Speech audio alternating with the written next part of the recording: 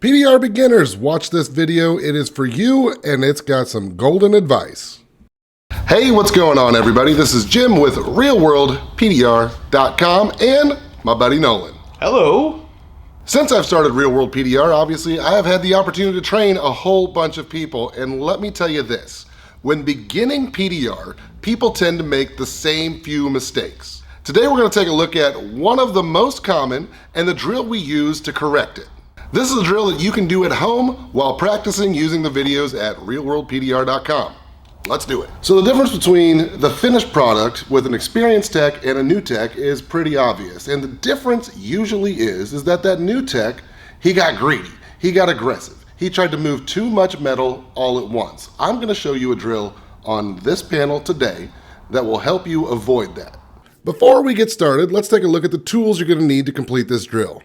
There's not many, and it all comes down to the tips. So this is gonna be a metal on metal drill. So any kind of regular tip like this, maybe a BB tip, something like this. Yeah, a sharp tip tool would be just fine. And if you wanna get real fancy with it, a blade tip would also work. I would avoid any kind of soft tip with this drill. And of course, you're gonna need a dent to work on, like this. The ball end of the tactical handle does a nice job of giving you just that.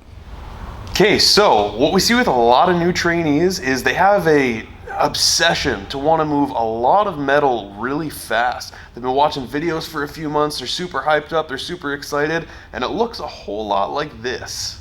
What you're going to see is a lot of pushing simply for the sake of moving metal. And while yes, we are bringing that dent up, we are sure creating a whole hell of a lot of work for ourselves and actually making this dent more difficult to repair completely.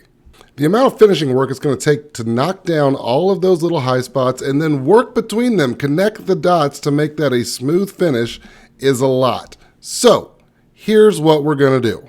So we see a whole lot of this. So you might be looking at that dent and thinking, man, I think I can get that out with like 20 pushes. I don't want you to think that way. If you look at a dent, a soft quarter-sized dent like what we're doing right here, and you think that you should be able to get it out in 20 pushes, make it take 120, and I'm telling you, count them out loud if you have to. Count them inside your head, just make sure you count them. If it looks like you're gonna finish up before your 120 pushes are up, slow down even more. The difference that is gonna make in your finished product is huge, and instead of spending time cleaning up the work that you just did, you should be able to float that dent up. We talk about floating that dent up a lot whenever we're training people how to do hail, because in a situation where you're doing hail, the more time spent with your knockdown in your hand is just time that you're wasting. First things first, let's get another dent. Bam! One more time. Bam! Heck yeah. So, another dent right in front of our last one. Let me make it abundantly clear when I say, no dude, for real. Count it out. I think my goal for this dent was something like 120 pushes. Make it take 120 pushes.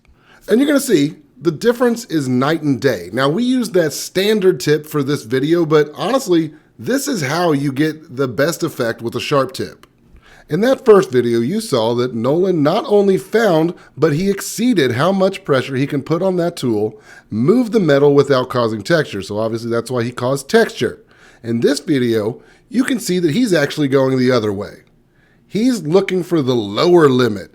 How little pressure can I put on this dent and still move the metal? Now in a real world PDR situation, see what I did there? You are going to have a pressure somewhere in between these two limits, and that is what you're going to strive to whenever you're fixing your dents. No, not every quarter-sized dent is going to take 120 pushes to fix. It might take you 60, but it's sure as hell not going to take you 20. This drill is going to force you to slow down. And with time and repetition, eventually you will find that happy medium where you can get that metal to move relatively quickly while still not creating any extra texture that you're going to have to clean up later. If you're practicing and you're finding that your dents aren't as clean as you would like them to be the first time, this, my friends, is the drill for you. If you're struggling with sharp tip tools, this is absolutely the drill for you. Take your time, practice it, learn it, and again, with enough repetitions, this is going to become second nature for you. We use this drill to great effect with our in-person trainees, and it usually gets them cleaned up within a couple of dents. As you can obviously see here, The results more than speak for themselves. You can see here the difference between our first attempt and the second attempt. That's just night and day. And keep in mind, no knockdown was done on either of those. Now listen, man, if you've been doing PDR for a while, this is probably a no-brainer to you. But I guarantee there's somebody practicing in their garage or their basement or their living room or whatever, and this is going to change your life.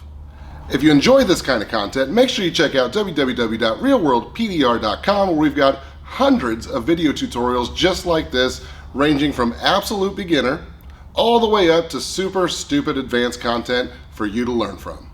Remember to check out www.realworldpdr.com for hundreds of the best PDR tutorials. See you on the next one.